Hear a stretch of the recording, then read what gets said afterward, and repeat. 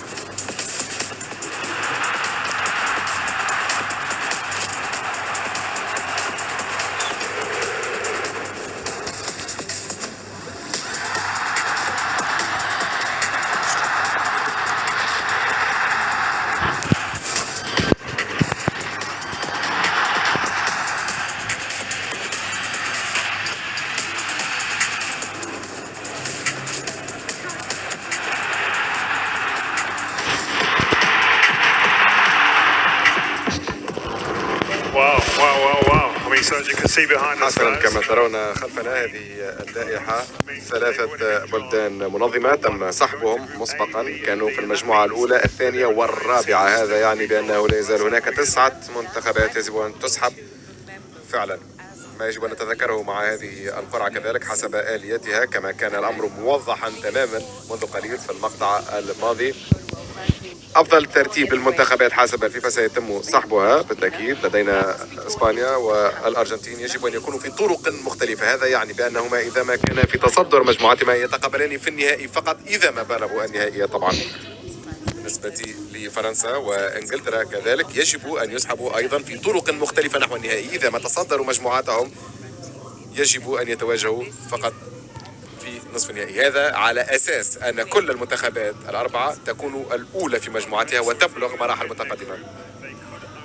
إذا ما تصدروا مجموعاتهم يمكن أن يواجهوا إسبانيا أو الأرجنتين بالنسبة لفرنسا وإنجلترا، ولكن فقط إذا ما فاز الجميع بمجموعاتهم. حسنا هذا مثل مباريات بلاي أوف NBA تماما. لكل من يتابعنا حول العالم حان الوقت الآن. قرعة كأس العالم 2026 برعاية أرامكو. توم دورك الآن، هل أنتم جاهزون؟ حسنا الوعاء الأول.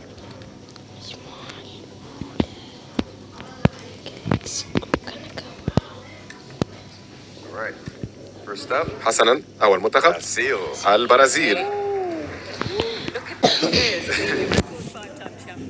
صاحب الرقم القياسي 5 كؤوس عالم، الفريق الوحيد الذي شارك فيه. لو عايز الذهب روح انبيكي دلوقتي، عندك فرصة انك تكسب دهب كل شهر ولمدة 3 شهور. اربط شهادة او وديعة، افتح حساب الكنز او خد قرض شخصي او قرض سيارة. هتكسب ايه؟ دهب من انبيكي. كرة الموالية.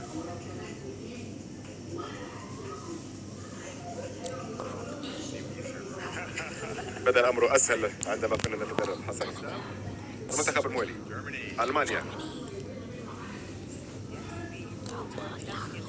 بطل العالم 4 مرات ولعب النهائي 8 مرات رقم قياسي، كذلك الظهور 21 لهم في البطولة. هذا أكثر من أي منتخب أوروبي آخر.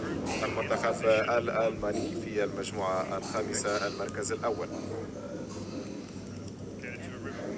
نواصل بنفس النسق.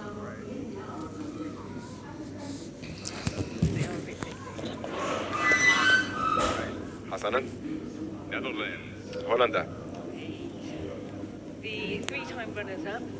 3 مرات صاحب المركز الثاني، بلغوا ربع النهائي في كأس العالم الأخير عام 2022 في قطر. المجموعة السادسة المركز الأول لهولندا.